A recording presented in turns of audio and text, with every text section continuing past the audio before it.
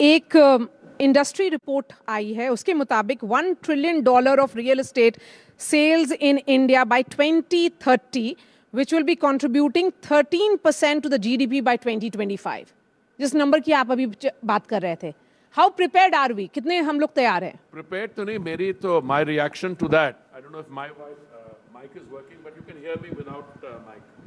My reading is that the real estate market today should be around what, $200 billion in India. $200 billion on a economy which is close to $4 trillion. By 2030, you expect to be a $10 trillion economy. And I think the real estate, which accounts today for about 7% of the contribution to the GDP, will be way beyond what you're saying. Way beyond. तो आपका अपना calculation क्या है? नहीं, मेरा calculation तो हमेशा of the envelope होता है, बैक ऑफ द एनवेलप.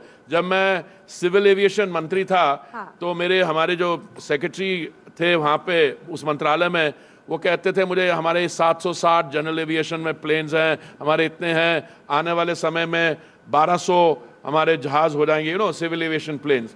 तो I should tell him, I said I don't agree, minimum आपके 2000 होंगे. And I was proved right, partly because we were able to privatize Air India, partly because we were able to do this. See, real estate is a sector where if things are going well, they will go really well. हमारे जो legacy problems थे, legacy problems इसलिए थे क्योंकि हमारे जो, should I use a strong word? Please go ahead. Pre-RERA की जो हमारी स्थिति थी, उसमें it was a bad situation. A lot of people put their money in, builders took years to provide the flats. अभी भी चल रहा है. So हमने क्या किया? We've appointed a committee under my friend Amitabh Kant to look at those legacy problems, because these legacy problems are essentially in areas around Delhi. They are in UP, they are in Haryana. But the rest of the country doesn't have these kinds of problems, by and large. But something else is happening, Mariaji, which you must be careful. Today, we are getting into a situation where a lot of facilities are available to people. For instance, we had an interest subvention scheme for lower income and middle income housing, where, let's say, if you are a young professional, you're going into the labor market, husband and wife are working and earning, they want to buy a flat. So typically, you go to a bank, get an interest loan at 12% interest. Government was giving 3% upfront by way of interest subvention. अभी माननीय प्रधानमंत्री जी जब देश को संबोधित कर रहे थे 15 अगस्त को, he said we are coming up with another scheme and we are at the stage of working that out. Also the other housing finance companies, etc. When the sector starts doing well, the ecosystem which is involved, all the stakeholders move in the direction of providing facilities. Affordable housing की बात की जाए, एक data है जो हम आपको coat करेंगे यहाँ पर. EMI has jumped over 20% in the last 2 years. Total interest payable for a tenure of 20 years now exceeds the principal amount. Possible. You see, if you are looking at, first of all, affordability, I mean, if you are a middle class element like me, my affordability is very different. I mean, and then the affordability of somebody who's, let's say, a well-paid journalist or an industrialist, etc. All I'm saying is, today, a lot of people took loans, they have to service the loan, and EMI means they pay the part of the capital back. But wait a minute, the value of the asset is also shot up. It's not as if you're just paying a higher interest in terms of that. I mean, I can give you an example on my side. And this is not the situation only today. This was a situation always. When I was very young, which means it was a century ago, we bought, as part of a group housing society, some land in Noida. It was a civil service, foreign service society. वो 500 गज का जो ज़मीन थी हमें 80,000 रुपए की मिली, क्योंकि हमारे पास पैसे तब भी नहीं थे, तो 11,000 रुपए ज़्यादा देने पड़ गए. So total cost of the land was 91,000. Year of the Lord must have been 1981, 82. You know what the land value of that land today is? That 500 500 गज का 25 crore. I always made good investments. No, but I didn't. I sold it before it became 25 crore. That's a point I'm making. You see, what happened is, मैंने तो 80,000 का खरीदा था, 91,000 इसका value था, हमने उस पर घर भी बनाया, लक्ष्मी ने घर भी बनाया, and she took 9 months like producing another child. Okay, वो बनाया. But हमें लगा नोएडा में कौन रहेगा, हमने साउथ दिल्ली में खरीदा, तो हमने बड़े कम दाम में बेच दिया. But this is essential and integral to real estate. When the market starts developing, today the opportunities for real estate, both in larger cities, in outlying areas, two other things have happened. Connectivity has increased. For instance, it is entirely possible for you to have a day job in Delhi and then commute to the suburbs with very good metro system. We have 860 kilometers of metro lines running in the city. And then when an infrastructure project comes up, for instance, Jewar Airport in UP, do you know what's happening to land values there? They're going. Now, this is true of real estate generally. This is true of real estate for residential purposes and commercial purposes. आपका original सवाल तो यह था, real estate is doing well. लेकिन ये cyclical भी बोला जाता है, ये cyclical है. देखिए, cyclical वहाँ बोला जाता है जहाँ पे डिमांड में आपको लगे कमी होगी. मुझे तो लगता है कि भारत में काफी देर के लिए, आने वाले समय के लिए demand is not going to drop because there is so much of people will be coming into the market. Secondly, if you're going from a $4 trillion economy to a $5-10 trillion economy, or till 2040 to be a $26 trillion economy, demand बढ़ेगा, कम तो नहीं होगा, and especially for real estate. The speculative elements will go. लेकिन सवाल ये भी है कि कितने तैयार हैं हम, क्योंकि आपने नोएडा की बात की, दिल्ली नोएडा के मूवमेंट के बारे में देखिए आप, वहाँ पे डिकंजेशन, आवर्स ऑफ ट्रैफिक, और दिल्ली से अगर गुड़गांव जाते हैं वहाँ पे आवर्स ऑफ ट्रैफिक होता है, और नोएडा में करीब 4 से 5 lakh flats waiting to be delivered है. I'm glad you're asking that question. देखिए, दो चीजें होती हैं. If the sector is not doing well, then the builder who has spent the money, has invested money, will not have an incentive to reduce the inventories. Why? For a good reason. He expects when the market will build up, he's holding a stock, he will sell the inventory at a higher price. But then there comes a tipping point where people realize, bhai, इस inventory को carry on करने का कोई फायदा नहीं है. You liquidate, you reduce the inventory, get your money, go into another project. That is happening now. Have a look at the statistics on how much inventory there is. I'm not disputing any figure you give me. I'm not used to disputing any of your figures. But what I can tell you is the inventories are coming down all over the place. लेकिन सड़क, बिजली, पानी, social infrastructure, absolutely. That will also keep pace. अभी हमारी metro line देखिए 860 kilometre है अभी, और आने वाले समय में हम 950 या 980 किलोमीटर और बढ़ाएंगे. जहां पे मेट्रो जाएगी उसके आसपास में लास्ट माइल कनेक्टिविटी होगी, land values will change, etcetera. This is an ongoing process. You have to make allowance for the fact that you are carrying a backlog and you are now shooting ahead. So, will you also say that metros are now carrying the burden of small towns? Metro, you mean as cities or in the transport? Metro cities. You mean the big cities? No, I see a lot of potential for growth in real estate in tier 2 and tier 3 cities. A lot of it. And I think you will also find, this happens the world over, that after a while, people prefer to live in lesser populated, less congested environments, and especially when the environment, in terms of traffic, in terms of movement of people through intercity traffic, air traffic, etc. increases. लेकिन सवाल ये भी तो है ना कि नौकरी रहेगी गांव में या नौकरी रहेगी बी टाउन्स में, तभी लोग वहां पे रहेंगे, वो छोड़ेंगे क्यों? नहीं, आपकी बात सही है कि कुछ जो हमारी समस्याएं हैं, हमारे यहाँ जो अर्बनाइजेशन हुई है बहुत ऑटोनमसली हुई है. कैसे? ये नहीं लोग कुछ सोच के आए, दे केम लुकिंग फॉर अ जॉब. तो आप मान लीजिए अगर किसी ग्रामीण क्षेत्र में थे and agriculture, bulk of the population used to and still lives in rural areas. But the GDP produced from agriculture was not able to sustain that population. So a lot of people left the rural area and came to semi-urban, semi-rural and into urban areas. They came looking for jobs. But today, you've overcome that. You've overcome that affordable rental housing, which we've started on.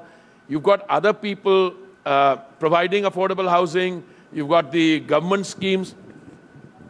I don't think you're going to get a situation where we can say all problems solved. No. The population, the autonomous movement, the real estate market in different segments, it is dying now. See, if you have money, where would you invest it? Number one, real estate or something productive. All right, you could crib. It's probably easier, cheaper to rent a property than to buy a property. There is that kind of saying also. But at the end of the day, real estate, even for, and this is mostly a middle-class psychology I'm talking about. If you're very rich, you'll have many properties, you couldn't care whether the value is going up or down. But I think for the Indian middle classes, ease of living and what Modi ji is doing into that sector, it is even better times ahead. क्या smart cities का concept बस airport या अगर station है उसके आसपास के area को सुधार देना ही है? आप मिक्स कर रही हैं, मैं आपको करेक्ट नहीं, मैं आपको बताना चाहता हूं, जब हमने स्मार्ट सिटीज का इशू उठाया भारतीय जनता पार्टी के 2014 के जो मैनिफेस्टो में था, उस समय हमने बात की थी 100 नई स्मार्ट सिटीज बनाने की. बट जब हमने काम इस पे शुरू किया जून 2015 के बाद, and every city had to come up with a plan of what it planned to do, we realized that they could not be all new smart cities. 10 of those hundreds are greenfield, like New Raipur. But 90 of them are area-based development in older cities. So what happened is, like in New Delhi, New Delhi Municipal Corporation is a smart city. And there's area-based development. Look, this is an experiment which is now reaching a point of maturity. You will take the experience and the learning from the smart city into smartifying villages, districts, and to get a more digital experience in expanding the scheme. Affordable housing क्या है? कैसे define करेंगे? आप क्या afford कर सकती हैं? No, I'll tell you, affordable housing by definition.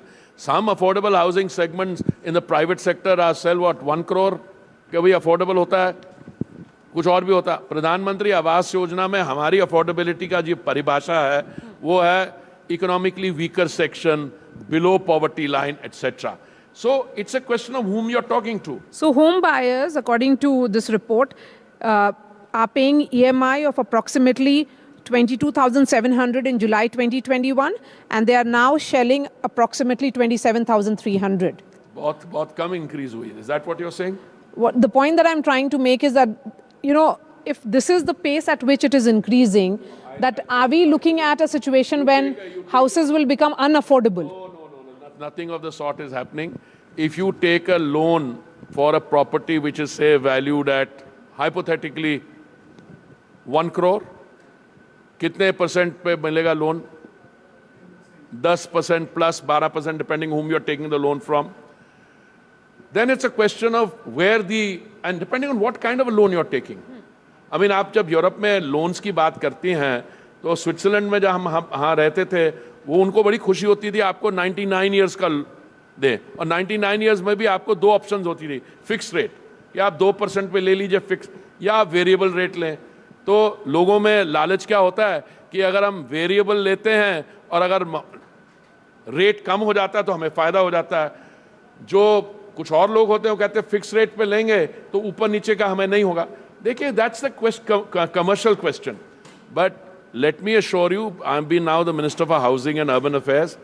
I know what the situation was in 2017, what it is today. And I'll tell you, yes, there will be issues. There will be issues of inflation. What is the cost of accessing money? But today, the real estate sector has a lot going for it, including those friends of ours who are this thing, but it's becoming very dynamic. People take, And move it's out. here to stay. And it's here to stay. No, it's not here to stay. It's here to boom further. और क्योंकि आप urban development minister हैं और आपसे interview करने का मौका बहुत कम मिलता है, तो मैं 2-3 सवाल आपके पॉलिटिकल भी पूछ लेती हूँ। नहीं, आप पूछ लीजिए पॉलिटिकल, उस पर तो मुझे तो फैसला करना पड़ेगा, मैं आपके पॉलिटिकल सवाल का जवाब कैसे देता हूँ। क्योंकि आप लोग अब नए पार्लियामेंट में एंटर किए हैं और जैसे ही एंटर किए, जो स्पेशल सेशन में विमेंस रिजर्वेशन बिल पास हुआ, लेकिन दिल्ली दूर है महिलाओं के लिए। अभी दिल्ली के संसद में आना रास्ता बहुत लंबा है, क्योंकि ये पूरा स्प्लैश था पॉलिटिकल। आप लोगों ने ग्रैंड स्टैंडिंग की, लेकिन जहाँ तक सवाल है डिलिमिटेशन का, उसके लिए अभी वक्त है। सेंसस का, वो उसके लिए भी अभी वक्त है। Maria ji, I have been a feminist at least for 50 years, और महिला नारी शक्ति और महिला सशक्तिकरण में it's an article of faith with me. पहले तो मैं आपको बधाई देना चाहता हूं कि एक ऐसा विषय है जो मेरी समझ में it will have a revolutionary impact in terms not of for the situation for our महिलाओं के लिए, हमारी बहनों के लिए, for society। जहां जहां भी women's reservation हुई है दुनिया भर में, GDP has gone up by at least 30 to 50%। I'm talking about the GDP। Second issue is ये कहना कि political splash था, I expect you at least to look at it differently। अगर हम 2014 में भी ये बिल लाए होते तो इसकी implementation can not be till the delimitation freeze is on, which is 2026। हमारी सरकार में, मोदी जी की सरकार में और पहले जो सरकारें आई उनमें यही अंतर है, जब मोदी जी कुछ कहते हैं तो कर दिखाते हैं। कांग्रेस की सरकार के समय 2013 में राज्यसभा में यह बिल पास हुआ और लोकसभा में ट्रांसमिट हुआ।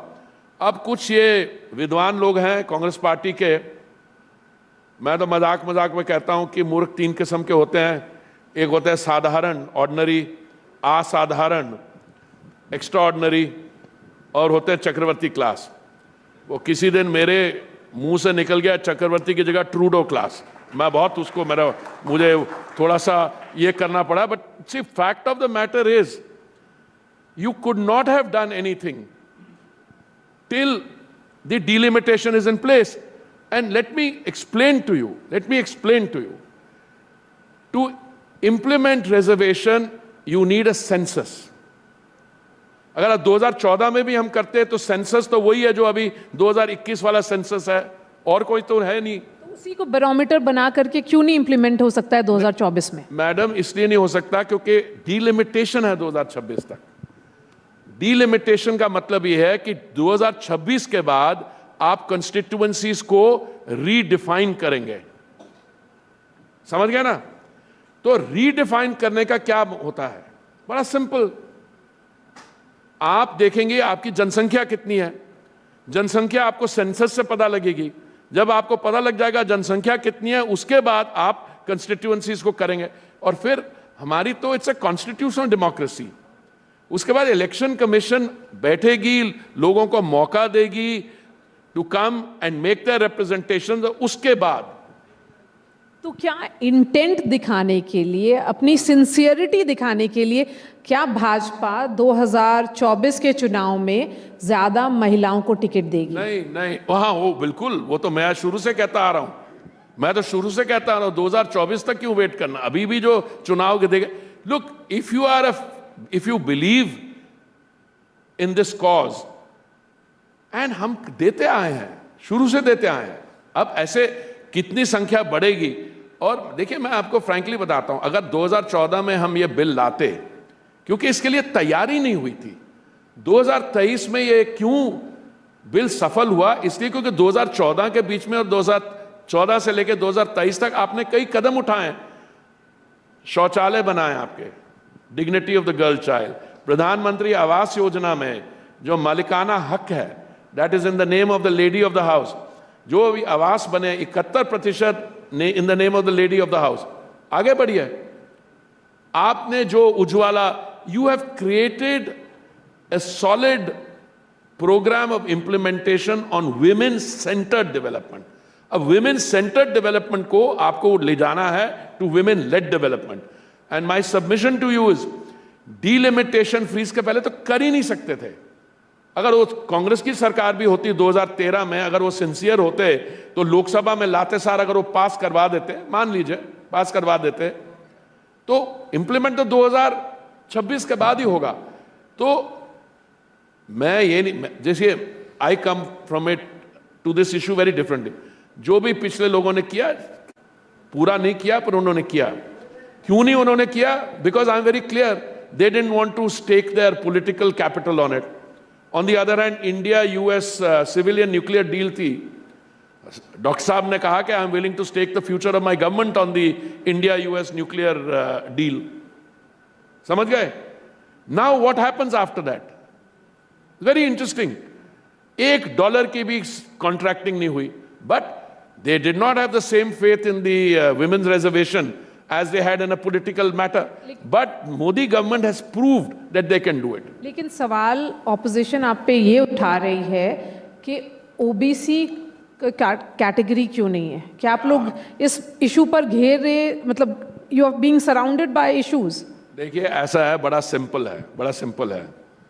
जो भी विरोधी दल जो हमारे विपक्ष में हैं ऐसे सवाल उठा रहे हैं, उनको कहिए एक बेसिक इंस्ट्रूमेंट है, उसको कहते हैं संविधान, कॉन्स्टिट्यूशन, उसको पढ़ ले.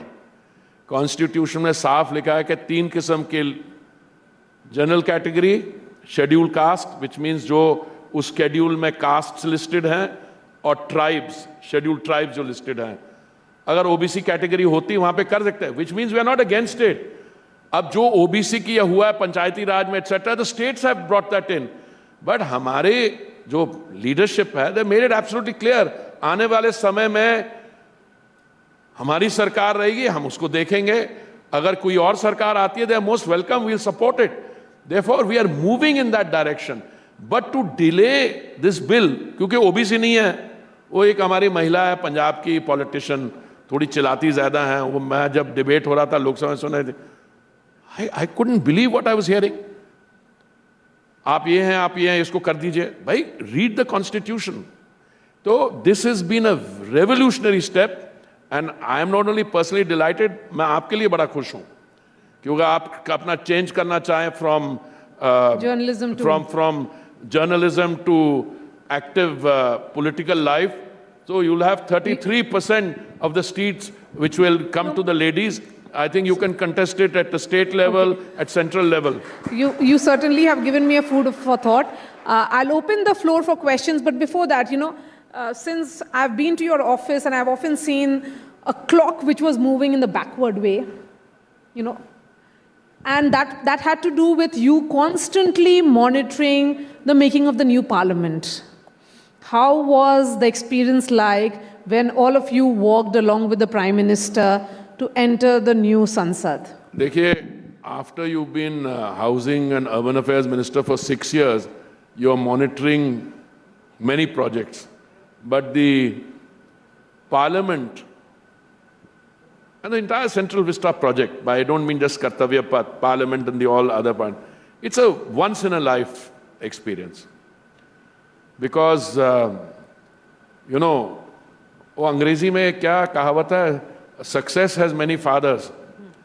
बट किसी दिन अगर कोटा से पत्थर ना पहुंचे या कहीं और बॉर्डर पे माल रुक जाए and it gets delayed, then the palpitation only comes to the poor contractor and the CPWD and the officials in the civil, in the housing ministry and the poor minister.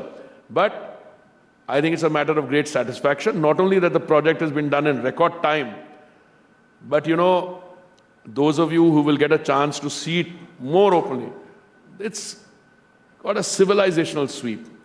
It is the temple of democracy built for the next 50 or 100 or whatever period, but it captures the essence of your history, culture, and it's a totally new experience.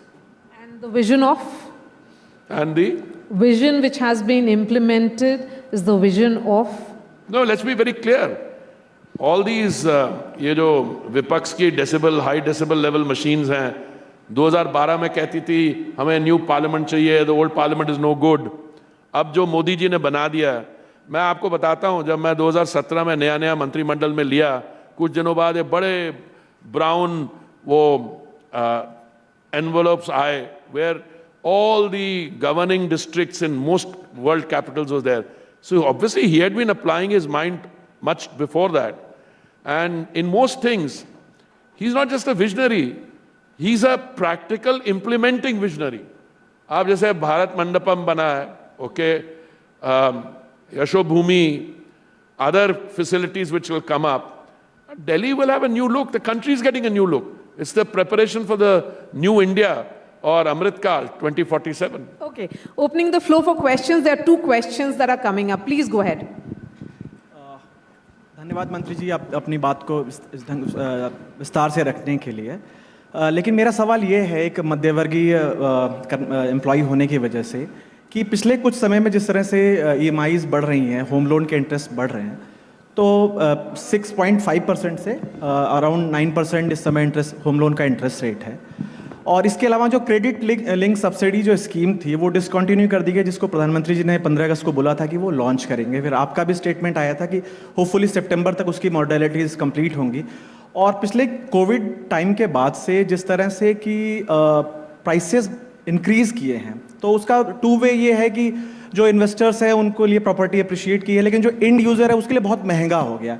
तो क्या जो capping थी CLSS की 45 लाख की, उसको upper limit उसकी और बढ़ाने की उम्मीद है? और जो इंटरेस्ट सब्सिडी, ताकि लोग जो होम लोन जो महंगा हुआ है वो लोगों को थोड़ा उसको राहत मिले। नहीं, आपकी बात बिल्कुल सही है और मैं माफ़ी चाहता हूं, इट्स पॉसिबल कि मैंने पूरे नुआंसेस नहीं सुने होंगे। आपने ये कहा कि जो हमने credit link subsidy scheme introduce की थी वो लिमिटेड ड्यूरेशन के लिए थी, और उसमें हमने जो प्राइस ऑफ द यूनिट था उसको 45 लाख जब ने कहा, मैं वही, this is the point I was making to Maria ji, कि हमारे हिसाब से उस समय that constituted the a fair benchmark for what is a cap for this. But अभी आने वाली स्कीम में क्या कैप होगा नहीं होगा, those are details we are working out. मुझे पता है कुछ अखबार में, कुछ प्रेस में रिपोर्ट्स आनी शुरू हो गई हैं based on some information people have picked out, but मुझे जो लग रहा है कि अभी कुछ ही समय की बात है। आपने कहा कि मैंने बोला था सितंबर तक हो जाएगा, तो आज मैं एक प्रेस कॉन्फ्रेंस कर रहा था हाउसिंग और अर्बन अफेयर्स मंत्रालय में, आप जैसे मित्र लोग बैठे हुए थे, तो किसी ने मेरे को पूछा, मैंने कहा भाई मैंने ज़रूर कहा था सितंबर एंड, पर मैं माफ़ी चाहूँगा कि सितंबर एंड की जगह अगर अक्टूबर के पहला हफ्ता हो गया, but we are at that stage. माननीय मंत्री जी नमस्कार। माननीय मंत्री जी, पहले तो मैं आपका आभार व्यक्त करूंगा कि आपने जो कमेटी बनाया था अमिताभ कांत जी का, और वो रिपोर्ट आ चुकी है, 3 महीने में ही रिपोर्ट दिया गया, और वो रिपोर्ट को हम लोगों ने पढ़ा भी और उसमें हम लोगों की भी राय ली गई है। तो उसमें मेरा मानना है कि अगर वो रिपोर्ट को इम्प्लीमेंट किया जाए तो बायर्स का जो सोल्यूशन है वो 80-90% तक समाधान हो जाएगा। आपसे एक मैं रिक्वेस्ट करना क्योंकि चूँकि मैं नोएडा से बिलोंग करता हूँ, और आपका मैं धन्यवाद भी व्यक्त करूंगा कि आपने मुझे सेंट्रल एडवाइजरी काउंसिल में मेंबर्स भी बनाया, बायर्स, आम बायर्स को आपने लेके आया है। तो इसे इम्प्लीमेंट जल्द से जल्द हो, इस दिशा में थोड़ा आप काम कर दे। थोड़ा सा आपका एक रिक्वेस्ट माननीय मुख्यमंत्री जी को चलाया जाए, क्योंकि वहाँ पर लगभग 3 लाख लोग आज भी घरों का इंतजार कर रहे हैं और अपनी रजिस्ट्री का इंतजार कर रहे हैं। तो एक बहुत बड़ी समस्या है। तो आपसे एक रिक्वेस्ट है कि आप प्लीज़ इसे जल्दी इंप्लीमेंट करवा दें। एक और छोटा सा, क्योंकि बस एक सवाल और भी है, नोएडा में 2 मेट्रो, एक DMRC एक NMRC। NMRC का रूट थोड़ा सा अलग है, DMRC का अलग है, जिसकी वजह से NMRC लॉस में जा रहा है और उसमें ज़्यादा जो उसकी कनेक्टिविटी है सही नहीं है। तो नोएडा में जब भी मेट्रो के विस्तार हो तो DMRC विस्तार करे तो ज़्यादा बेहतर होगा। ये दोनों जो आपने सवाल पूछे हैं, I think I can afford to be very positive in my answer.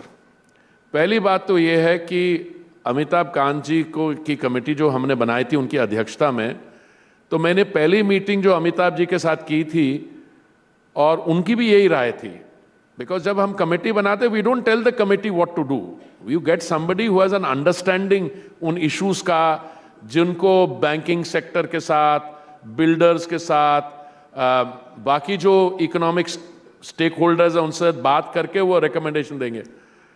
We were very clear कि इसमें स्टेट गवर्नमेंट का भी बहुत अहम रोल होगा, और उन्होंने स्टेट गवर्नमेंट के ऑफिशियल्स को तो कांटेक्ट किया ही होगा, और मुझे पता किया।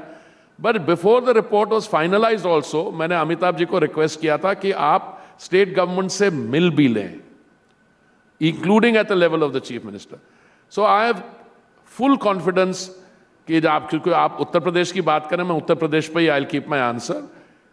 The state government is fully behind the report and they are already implementing it. So उस पर काम शुरू हो गया है। So I can afford to be positive in my response.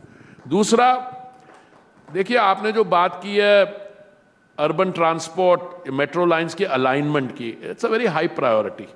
Exact मेरे पास डिटेल्स इस समय नहीं होंगे because I was not anticipating the question, but आप मेरे कोलीग्स से मिलें, I can tell you exactly what is being done.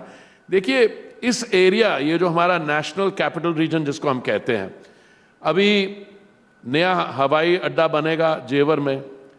आपको क्या पता है कि जब जेवर शुरू में ऑपरेशनलाइज हो जाएगा, we are looking only another short period, दो दिल्ली एयरपोर्ट एग्जिस्टिंग है और जेवर की मिला के जो traffic handling capacity, it will be more than London, Heathrow, Gatwick and Stansted put together. It will be one of the biggest this thing. So अभी क्या है, I mean if you see civil aviation, जो मैं कहता था ना, अभी मारिया जी को बोला ना, मेरे सचिव कहते थे नहीं सब 1200 प्लेन होंगे। मैंने कहा 1200 नहीं, मेरा तो आंकड़ा 2000 है, उससे भी कई आगे जाएगा। And that is what is happening. हमारी यू हैव टेकन, प्रधानमंत्री जी ने, he has taken civil aviation to a new level. वो क्या है, उड़ेगा देश का आम नागरिक, the Udan scheme also. I mean you see that development है। अब you see the Vande Bharat, so connectivity is a, एक दिन पिछले हफ्ते में 9 Vande Bharat trains were simultaneously move. Since your team is getting anxious, sir. Why are they getting? Okay. Because they are monitoring your movement. We have one question from that young boy there, so please go ahead. Last question. Sir मेरा question women's reservation bill से है। So women's reservation bill if implemented तो 33% seats Lok Sabha में will be for women, which is रफली 180 seats of 545। But if delimitation does not happen and census does not happen, if not happen as soon as possible, तो उस case में जो Lok Sabha MPs होंगे जो currently काफ़ी सारे मेल्स हैं, are they willing to give up their seats to make up? No, it's a good question, but not such a good question. Let me explain to you. The 33.3% reservation will be on an expanded house. और expanded house क्या होगा? I can only guess because I don't know what the census is going to produce. But अभी कितनी है? 546 है. हाँ? 543. 543 exactly. I should know, but I'm growing old. I think the expanded house will be what, 728 or something like that. So 800 plus. Huh? 800 plus. 800. Well, I've seen different figures, let's say 800. Yes. So it'll be 33% if Maria is right, and she's always right. I don't know how well you know. She's always right. So 800 का 33% होगा, समझे ना? इसलिए this fear mongering के वो जो आप जैसे upcoming bride males की सीट वहां से लेके महिलाओं के कोटा में चले जाएगी, ऐसा कुछ नहीं होने वाला। आपकी सीट रहेगी और एक्सपेंशन होगी, और एक्सपेंडेड हाउस का 33% विल गो देयर, और उसके अंदर SC ST। So basically, male MPs have not really signed their death warrant as was being feared. If you know anything about MPs never sign any death warrants, never. तो मैं बताता हूँ, इसमें तो this is a very clear thing, and I think we had made it clear right from the beginning. Anybody who has followed the intricacies of the debate has been very clear on what this stands for. वो हमारे opposition में वो चिल्लाने वाले लोग, उनको छोड़ दीजिए। All right, Hardeep, Puri, really appreciate your time, sir. Thank you so much for coming all the way, and thank you for coming for this event. Thank you.